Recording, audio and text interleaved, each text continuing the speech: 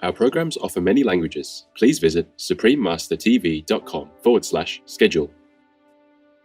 There's a lot of reports and situations about climate crisis like disaster and earthquakes. And I cannot imagine my daughter growing up in a planet full of disaster.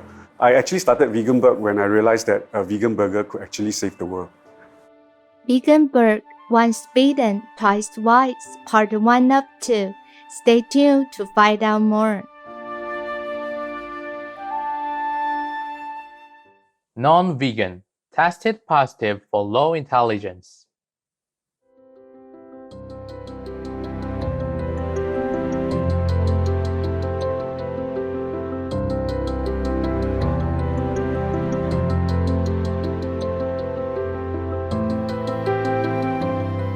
Compassionate viewers, Ambiyasuho means "How are you?" in Teruku, the language of the indigenous Teruku people of Taiwan, also known as Formosa. I'm Yu Li.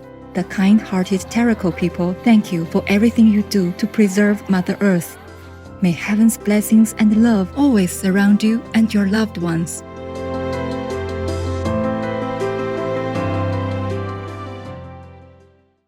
Welcome to our show, VeganBurg, Once Bitten, Twice Wise, Part 1 of 2. Today, we are excited to feature one of the world's earliest 100% plant-based burger brands, VeganBurg, and hear from its CEO and founder, Mr. Alex Tan, who is also a member of our Supreme Master Qinghai International Association, tells us about how it all began, including the trials and tribulations of being an early pioneer in the vegan restaurant business. Back in 1995, my health was in a serious crisis. I started smoking at a very early age, and I actually destroyed my body system. I consulted Eastern, Western doctors. Nothing could save my life. Nothing could change my life, and I'm actually very against vegetarian diet. Mr. Tan later had a life-changing experience that helped him develop a different attitude about vegetarian diet. I remember when I was working in the 20s, there is this 2:2 every month Chinese calendar where everybody will go vegetarian. My colleague will invite me to have a vegetarian lunch. I would rather turn down the lunch and say, I would rather fast than have a vegetarian diet. That's how much I hated vegetarian food. And my life got into a serious health crisis. Nothing could change it. And then when I chanced upon this book from the Supreme Master Qinghai, The Key of Immediate Enlightenment, there was this section about vegetarianism. And it actually blew my mind. I didn't know that vegetarian diet has got so much impact and so much benefits to a human body. I tried all ways, nothing helped. I've got no other chance but to give vegetarian diet a try. Surprisingly, within 1 week of a plant-based diet, I could see my body recover, my energy coming back, and I actually recover from my sickness almost fully. And I continued the diet because of health reasons.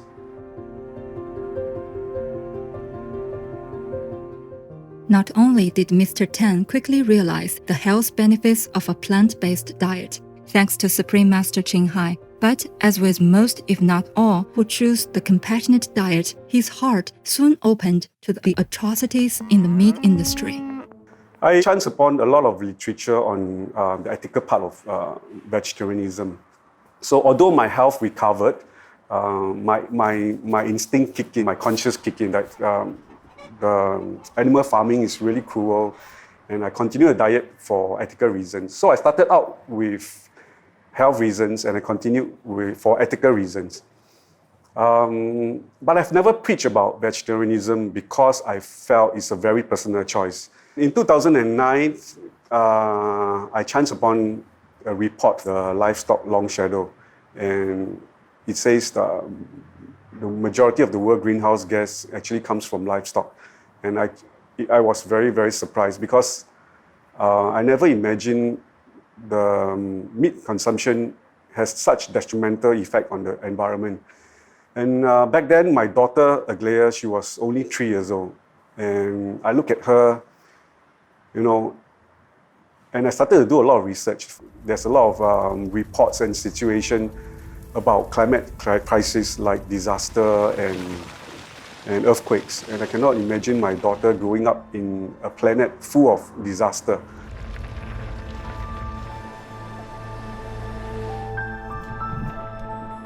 After extensive research brought on by the concern for his daughter's future, Mr. Tan understood the root cause of the issue. And I realized that it's actually a very simple solution. It is due to our heavy consumption of livestock since 1950, and everybody started wanting more meat diet. And that's where the fast food system exploded. And meat has become very, very convenient and easily accessible to everybody.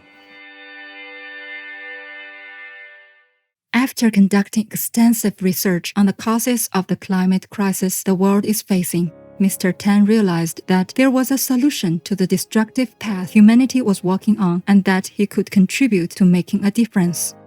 I started VeganBurg when I realized that a vegan burger could actually save the world. I thought, the fast food system will never change because the world is going to get faster paced. Everybody is going faster paced and everybody wants quicker, faster and faster. So we cannot change the fast food system. But actually we could just change the paddy. The culprit is actually the paddy.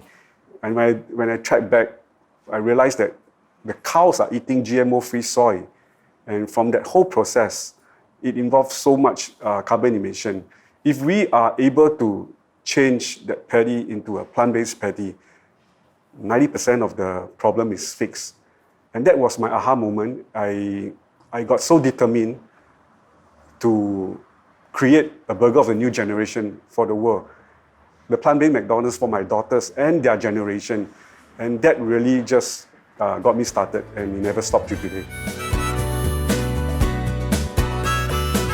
Mr. Tan then embarked on a massive task of opening no less than 4 VeganBurg restaurants in Singapore over the next 2 years, starting in late 2010. After a successful start, Mr. Tan then went through a difficult period caused by a lack of support for the vegan burger eatery concept in Singapore. This led Mr. Tan to decide to try his business model in the United States, where the vegan movement had already taken off. Back then, in 2012, we opened up 4 outlets in Singapore. And I need to prove this concept in the land of hamburgers, in the land of franchise. I've never been to the US, but there's a huge calling, there's a very deep calling that I need to prove this concept, that it works. A plant-based burger joint works. Boldened by his conviction that a vegan burger eatery would work, Mr. Tan packed up his family and headed to the United States. It wasn't as easy, however, as he'd hoped, and the struggle to find a suitable location for his first vegan burger joint in the States nearly cost Mr. Tan and his family a future in the US. It was very, very challenging. I think we spent about 1.5 years looking for the location, and without success, because I think restaurant space back then was very, very hot, and I couldn't find a location. And I'm approaching the end of my visa. There's a limited time that you can spend in the US, and I've come to the end of the visa term. I have to leave the country and I will not be able to go into the US. So then I chanced upon this location. It was a lot that was left vacant for almost 3-4 years. The store is very, very bad condition.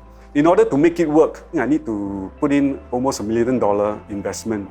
So that was the moment that I have to decide. That I imagine is the do or break moment. For more information about VeganBurg, please visit veganburg.com. No to vegan, cause you don't want to listen to wise advice. But you will be forced to listen to the devils when they tell you to jump and burn yourself in hell. Unwavering viewers, thank you for sharing your time with us today. Please tune in next Tuesday, August 30th, for part 2 of VeganBurg, Once Bitten, Twice Wise. Coming up next is Russia, Return Peace to Your Country and Ukraine, part 1 of 3, on Between Master and Disciples, right after noteworthy news. We wish your family and animal friends a life of love and compassion with God's infinite blessings. Our programs offer many languages. please visit suprememastertv.com/schedule and suprememastertv.com/VEG. Nos programmes offrent plusieurs langues. Veuillez visiter suprememastertv.com/schedule et suprememastertv.com/VEG. Nuestros programas ofrecen varios idiomas. Visiten suprememastertv.com/schedule y suprememastertv.com/VEG. 저희 방송은 다양한 언어를 제공합니다. 다음을 참고하세요. suprememastertv.com/schedule 그리고 suprememastertv.com/VEG